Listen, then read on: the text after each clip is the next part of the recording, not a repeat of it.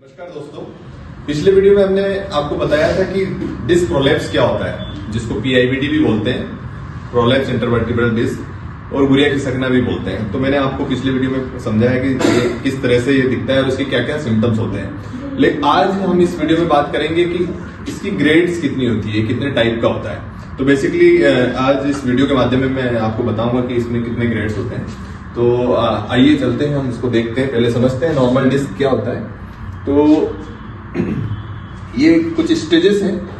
इन stages में इस तरह से देखने को मिलता है हमें जो पीआईबीडी है। तो जो इसका पहला स्टेज जो होता है उसको डिस्क बल्जिंग बोलते हैं। तो बल्जिंग में क्या होता है, बेसिकली ये हमारी जो वर्टिब्रा है, वर्टिब्रा के ऊपर ऐसा डिस्क होता है। डिस्क के अंदर ऊपर जो है ना एन्युलस फाइब्रोसस लिगामेंट होता है, और अंदर जो है न्यूक्लियस पल्पोसस करके एक मटेरियल होता है जो कि कुशन का काम करता है। जो हमारी जो वर्टिब्रा पे जो जर्क लगता है उस जर्क को प्रिवेंट करने के लिए कुशन का काम करता है।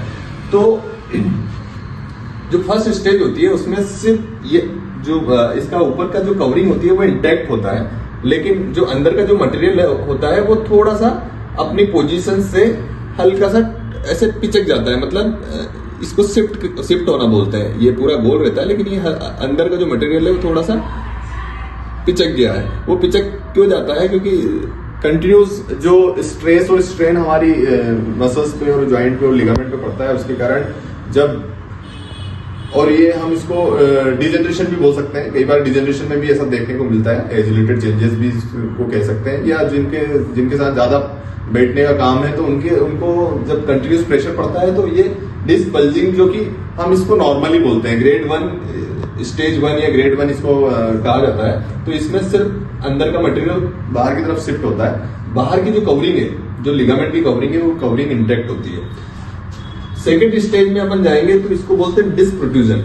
अब मैंने आपको पिछले वीडियो में बताया था कि जो हमारी जो नर्व्स होती है वो नर्व्स यहाँ से पास होती है। ये डिस्क होता है, नर्व पास होती है, यहाँ पे अपना स्पाइनल कॉर्ड होता है। तो पहले स्टेज में ऐसा कोई ज्यादा प्रॉब्लम नहीं रहता है। पेशेंट को दर्द होता है कभी कभी कमर में, लेकिन कहीं पे भी रेडिएटिंग पेन नहीं होता है। मतलब आपका जो पेन है वो लोकलाइज रहेगा। या तो गर्दन में अगर ऐसा डिस्क दिख रहा है तो गर्दन की प्रॉब्लम, थोड़ा बहुत गर्दन में दर्द रहेगा या कमर में दर्द रहेगा, लेकिन वो पेन आपको हाथ में या पैर में रेडिएट नहीं करेगा। ग्रेड 2 की बात करें, स्टेज 2 की बात करें, तो इसमें क्या होगा, इसमें भी जो ऊपर की कवरिंग जो है वो कवरिंग इंटैक्ट रहेगी, लेकिन मटेरियल थोड़ा ज्यादा बाहर की तरफ शिफ्ट हो जाएगा। जो न्यूक्लियस पल्पोसस है वो बाहर की तरफ शिफ्ट हो जाएगा। और ये कई बार जो नर्व रूट्स होते हैं, अब जैसे कि ये नर्व रूट्स को कंप्रेस कर रहा है, जब ये नर्व रूट कंप्रेस होने लगती है तो इसमें रेडिएटिंग पेन होने लगता है। तो ये स्टेज 2 कहलाती है। ये स्टेज 2 कई बार सीवियर पेन भी इसमें देखने को मिलता है। बहुत ज्यादा पेन रहता है पेशेंट्स को, और वो पेन गर्दन से लेके, या गर्दन की अगर कंप्रेस हुई तो पूरा हाथ तक जाता है। कमर की अगर कंप्रेस हुई या डिस्क प्रोलैप्स हुआ तो पूरा पैर तक जाता है। सीवियरिटी इसकी ज्यादा रहती है। कई बार इसमें कंजर्वेटिव मैनेजमेंट, मतलब जैसे कि मैंने बताया था, फिजियोथेरेपी से ये पूरी तरीके से ठीक हो जाता है। कुछ मेडिसिन चलती है। अगर कंप्रेशन ज्यादा होता है उसके बारे में हम बाद में बताएंगे कि क्या क्या सिम्टम्स होते हैं, लेकिन इसमें रेडिएटिंग पेन होने लगता है। अब हम आते हैं ग्रेड 3 या स्टेज 3 पे। इसमें क्या होता है, डिस्क का जो कवरिंग होती है, जो लिगामेंट की कवरिंग होती है वो फट जाती है, और जो मटेरियल है वो बाहर की तरफ आ जाता है। बाहर मतलब ये कैनाल में भी हो सकता है या नर्व रूट को भी कंप्रेस कर सकता है। तो ये आप देख रहे हैं कि ये जो कवरिंग है ये फट चुकी है और मटेरियल है जो बाहर आ गया है। तो इसको बोलते हैं एक्सट्रूजन। एक्सट्रूजन का मतलब होता है डिस्क का अंदर का जो न्यूक्लियस है वो बाहर की तरफ आ गया, कवरिंग जो है इसमें फट गई, तो एक्सट्रूडेड डिस्क कहलाता है। ये थोड़ा डेंजरस कंडीशंस कहलाती है, क्योंकि इसमें क्या है, डिस्क की ऊपर की कवरिंग फटने के कारण जो मटेरियल है वो बाहर आ जाता है। अब एक बार जो मटेरियल बाहर आ गया तो वो अंदर आने की संभावनाएं कम होती है उसमें। तो उसके बाद अगर वो मटेरियल बाहर आ गया तो हम, अगर वो काफी दिनों तक पड़ा रहा तो उसको, अब वो स्टेज जो है वो 4 में कन्वर्ट हो जाता है। इसको बोलते हैं सिक्वेस्ट्रेशन। सिक्वेस्ट्रेशन का मतलब होता है जो मटेरियल बाहर आया वो बाहर आके कैल्सिफाइड होने लगता है, और वो कैनाल को नैरो कर सकता है, जो हमारी जहां से नर्व निकलती है उसको नैरो कर सकता है, या कई बार वो नर्व रूट को भी कंप्रेस कर सकता है, जिसके कारण देखने को मिलता है पैर में पतलापन, पैर पतला होने लगता है, नर्व की जो सप्लाई होती है वो नहीं मिल पाने के कारण पैर में पतलापन आने लगता है। तो ये भी एक डेंजरस स्थिति होती है। अगर आपकी डिस्क फट गई और उसमें ऐसा एक्सक्लूडेड सिक्वेस्ट्रेशन हो गया तो वो इमरजेंसी वाली कंडीशन कहलाती है। तो ये 4 स्टेज होती है। अब इस स्टेज को मैं थोड़ा सा आपको एमआरआई के माध्यम से भी बताना चाह रहा हूँ। एमआरआई में हम समझेंगे कि किस तरह से डिस्क प्रोलैप्स दिखता है। तो मेरे पास ये 2 फिल्म है, इसको सजाइटल व्यू बोलते हैं या लेटरल व्यू भी। तो कई बार एमआरआई आपको भी देखने को मिला होगा कि एमआरआई किस तरह से दिखता है। तो मैं इसमें आपको बताना चाहूंगा कि एमआरआई का ये जो है ये सजाइटल व्यू है। सजाइटल व्यू में हम क्या क्या होता है थोड़ा सा ये भी मैं समझा दूं। हम आपको एमआरआई में कैसे दिखता है डिस्क प्रोलैप्स वो आपको दिखाएंगे। नॉर्मल एमआरआई कैसी होती है और अगर डिस्क प्रोलैप्स हो गया तो वो कैसा दिखता है। तो आइए हम आपको थोड़ा सा इस एमआरआई के माध्यम से समझाने की कोशिश करते हैं। तो ये एमआरआई है हमारे पास, इसमें 2 फिल्म है। ये लेटरल व्यू इसको बोलते हैं, लेटरल व्यू या सजाइटल इसका प्लेन बोला जाता है। दूसरा ये जो एमआरआई है हमारे पास, इसमें बेसिकली ये जो है ये एक्सियल व्यू कहलाता है। एक्सियल व्यू में हम जैसे कि आप इसको ऐसे समझिए, ये एक्सियल व्यू कहलाता है। इन दोनों को मैं अच्छे से आपको एक्सप्लेन करूंगा। तो ये 2 व्यू क्या होते हैं। तो व्यू ऐसे समझिए आप कि जैसे कि एक पोटैटो आलू है, आलू को हम ऐसे स्लाइस करके काट रहे हैं तो ये कहलाता है सजाइटल व्यू या लेटरल व्यू। आलू को हम ऊपर से काट रहे हैं, जब आलू ऐसे रखा है उसको ऊपर से काट रहे हैं और ऐसे हम देख रहे हैं तो वो कहलाता है एक्सियल व्यू। तो अब सबसे पहले मैं आपको लेटरल व्यू में समझा देता हूं क्योंकि ये इसमें समझना बड़ा आसान होता है ना नॉर्मली, क्योंकि इसमें डिस्क अगर प्रॉब्लम्स है तो दिख जाता है। तो ये जैसे कि लंबर स्पाइन की एमआरआई है। इस एमआरआई में हम यहाँ देखेंगे ये जैसे कि यहाँ पे नॉमिनेट भी कर रखा है L1, L2, L3, L4, L5 है ना, ये वर्टिब्रास के नाम है। अब वर्टिब्रा के बीच में जो ये आप देखेंगे ब्लैक सा स्ट्रक्चर, ये जो है वर्टिब्रा को हम रीढ़ की हड्डी भी बोलते हैं। तो ये रीढ़ की हड्डी है हमारी, अलग अलग इसमें पार्ट्स होते हैं है ना। अब इसके अंदर जो है ये ब्लैक सा पार्ट दिख रहा है आपको, ये डिस्क कहलाता है। जो कि पिछले वीडियो में मैंने बताया कि 2 वर्टिब्रा के बीच में जो डिस्क होता है ये वो वाला डिस्क है। तो ये हर लेवल पे होता है ना, 2 वर्टिब्राओं के बीच में ये होता है। अब इसको हम नाम भी कैसे देते हैं, जैसे कि L1 L2 के बीच में जो डिस्क है तो उसको L1 डिस्क बोलते हैं, L2 L3 के बीच में तो L2 डिस्क बोलते हैं। ऐसे ही इन डिस्कों के नाम है। यहाँ पे आप देखेंगे ये ब्लैक सा स्ट्रक्चर तो दिख रहा है आपको, ये जो है ये हमारी नसें आ रही है यहाँ से, जिसको हम बोलते हैं स्पाइनल कॉर्ड है ना, जो L1 में खत्म हो जाती है और यहाँ पे नर्व रूट्स स्टार्ट हो जाते हैं। तो ये स्पाइनल कॉर्ड, ये जो व्हाइट जो स्ट्रक्चर दिख रहा है आपको, ये हमारा जो CSF फ्लूइड जो इसका न्यूट्रिशन प्रोवाइड करता है ना। तो ये आप देख पा रहे हैं, ये जो ब्लैक सा पीछे का जो स्ट्रक्चर दिखता है ये प्रोमिनेंस, ये स्पाइनस प्रोसेस कहलाता है ना। तो ये हर लेवल पे होता है। तो लेटरल व्यू में हमें इस तरह से हमारी स्पाइन देखने को मिलती है। ये आप देखेंगे अलग अलग, क्योंकि इसमें बहुत सारी ये अलग अलग क्यों दिखाई दे रही है, जो मैंने बताया था ना कि आपको आलू को हम ऐसे काट रहे हैं, खड़े में काट रहे हैं, तो ये हर स्लाइस में अलग अलग हमें वो लेयर्स दिखेंगी।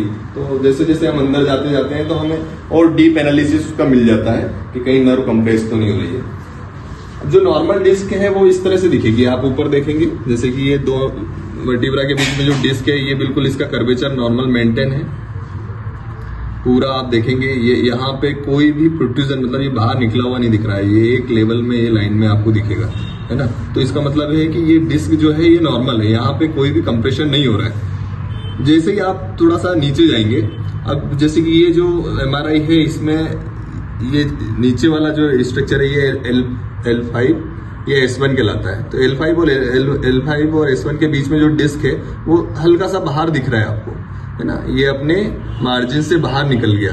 तो इसी बाहर निकलने को हम बोलते हैं PIBD या डिस्क प्रोलैप्स। ये डिस्क प्रोलैप्स हो गया है। अब ये यहाँ पर जिस तरह से हम देख रहे हैं यहाँ पे कि कोई ये बाहर तो निकला है लेकिन बहुत ज्यादा इस नर्व को कहीं पे कंप्रेस नहीं कर रहा है। ये अगर इतना निकला होता तो यहाँ पे नर्व को इरिटेट करता या कंप्रेस करता, लेकिन ये यहाँ पे नर्व कंप्रेस नहीं कर रहा है। तो हम ऊपर से देख रहे हैं, यहाँ पे आपको बहुत बड़ा हुआ दिखेगा क्योंकि जैसे कि उस स्लाइस को ऐसे लिया गया तो हर एंगल पे देखा जाता है। तो बहुत ज़्यादा कंप्रेशन नहीं है। फिर हम पूरे इसमें देख लें, यहाँ पे हमने देखा कि कहीं पे भी ऐसा बहुत ज़्यादा ये ब्लैक वाले पार्ट को, मतलब ये नर वाले पार्ट को कहीं पे इरिटेट नहीं कर रहा है। तो ये तो हो गया हमारा लेटरल व्यू, सैजिटल व्यू। अब इसका दूसरा व्यू हम देखेंगे।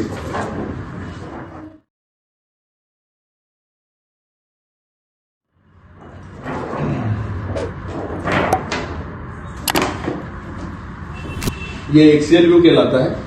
अब एक्सियल व्यू में भी यहाँ पे बहुत सारी चीजें दिख रही है आपको, ये गोल गोल लिखा हुआ है। यहाँ पे वर्टिब्रा का नाम, ये डिस्क का नाम भी डला है, L2, L3, L3, L4, L4, L5, S1। तो इस तरह से हर लेवल को 3-4 स्लाइस में देखा जाता है। जैसे कि L2, L3 को देख रहे हैं तो इसके अलग अलग स्लाइस, फिर L4, L5 को देख रहे हैं तो इसके अलग अलग एंगल से इसको देखा जाता है। L5, S1 को भी अलग अलग एंगल में देखा जाता है। तो इस तरह से ये स्लाइस निकाली जाती है। अब इसमें ये साइड में आप देख रहे हैं तो ये ओवरव्यू है, मतलब उस पर्टिकुलर स्पाइन पे फोकस किया गया है यहाँ पर। तो यहाँ पे आप देखेंगे कि ऊपर से तो ये सब नॉर्मल दिख रहा है, लेकिन ये बाहर थोड़ा सा निकला हुआ है पार्ट। ये जो नीचे वाला कहलाता है ये माइलोग्राम कहलाता है। माइलोग्राम में देखते हैं कि कहीं पे कॉर्ड जो है वो उसमें स्टोनोसिस तो नहीं बन रहा है, यहाँ पे कहीं दबाव तो नहीं आ रहा है। तो हम देख रहे हैं कि ये पूरा व्हाइट दिख रहा है हमें। व्हाइट इसलिए दिख रहा है क्योंकि यहाँ पे जो डिस्क बाहर है वो इतना बाहर नहीं है कि वो इसको दबाए। तो मतलब ये कैनाल पूरी फ्री है, ये कैनाल होती है और यहीं से ना हमारी नर्व्स पास होती है और यहीं ये CSF फ्लूइड होता है। तो पूरा हम देख रहे हैं ये फ्री है। लेकिन अब हम बात करते हैं नॉर्मल डिस्क की। अब नॉर्मल डिस्क में आप ये देखेंगे, ये L4, L5 उसी की दूसरी स्लाइस है, ये जो पहले मैंने दिखाया। तो इसमें आप देखेंगे कि ये जो मार्जिन है ये वर्टिब्रा के ऊपर ये डिस्क है। अब ये डिस्क की जो मार्जिन है ये बिल्कुल फ्री है, ये नॉर्मल मार्जिन है। मतलब इसका जो आप आकार देखेंगे गोलापन, ये बिल्कुल दोनों तरफ से एक जैसा है। आप ऊपर वाले डिस्क का देखेंगे L2, L3 का, तो ये जो है ये बिल्कुल एकदम मार्जिन में जा रहा है। ये यहाँ पे हमारी कॉर्ड होती है, इसको स्पाइनल कॉर्ड बोलते हैं, यहीं से नर्व्स पास होती है। अलग अलग ब्रांचेस जो है वो लेटरल यहाँ से निकलती है दोनों साइड से। तो ये देखा जाता है कि ये जो डिस्टेंस है ये बिल्कुल प्रॉपर खाली है। यहाँ पे कोई कंप्रेशन अगर आता है तो यहाँ ब्लैकिश हो जाता है। तो ये आप देख रहे हैं दोनों तरफ से ये बिल्कुल क्लियर है। तो इसको नर्व रूट्स बोलते हैं। यहाँ पे नर्व रूट्स होते हैं, ये हमारा डिस्क होता है, ये हमारा स्पाइनल कॉर्ड होता है जहाँ से नर्व पासेस होती है, ये स्पाइनस प्रोसेस है ना, और यहाँ पे लिगामेंट और मसल्स होती है। तो हम थोड़ा सा और नीचे जाएं। अभी हम ये नॉर्मल डिस्क के बारे में बता रहे हैं। यहाँ पे कोई भी कंप्रेशन नहीं है, आप देख सकते हैं दोनों तरफ आपको बिल्कुल वाइट सा दिखेगा, ओपन है ना। यहाँ डिस्क भी है जो ये कर्वेचर बिल्कुल मेंटेन है। लेकिन अब डिस्क प्रोलेप्स का, जैसे मैंने बताया आपको, L5, S1 पे इनको थोड़ा प्रॉब्लम है। अब वो प्रॉब्लम किस तरह से दिखेगा, अब नीचे वाले डिस्क में आएंगे आप, ये L5, S1 पे। तो यहाँ पे हल्का आप देखेंगे कि ये शेप है ये यहाँ से निकल गया है, मतलब ये प्रोट्रूड हो गया है। प्रोट्रूड हो गया तो ये नॉर्मल जो काउंटर, ये जो डिस्क का मैंने बताया था कि ये नॉर्मल शेप है, वो शेप में थोड़ा सा चेंजेस आ गया, ये अंदर की तरफ आ गया है।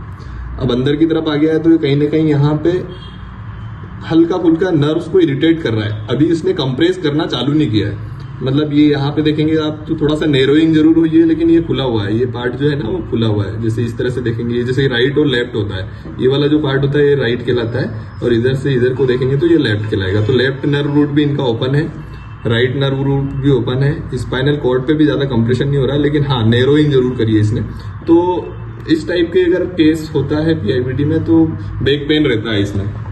तो जैसे कि मैंने बताया था कि ये ग्रेड 1 है, ग्रेड 1 और ग्रेड 2 के बीच का पार्ट है। ये डिस्क प्रोलेप्स हुआ है, लेकिन ये कहीं भी नर्व रूट को ऐसा कंप्रेस नहीं कर रहा है। तो इस तरह से आप MRI को समझ सकते हैं। अगर आपकी MRI हुई है तो आप, ये मैंने थोड़ा सा सुपरविजन करा है कि क्या क्या उसमें फाइंडिंग्स होती हैं।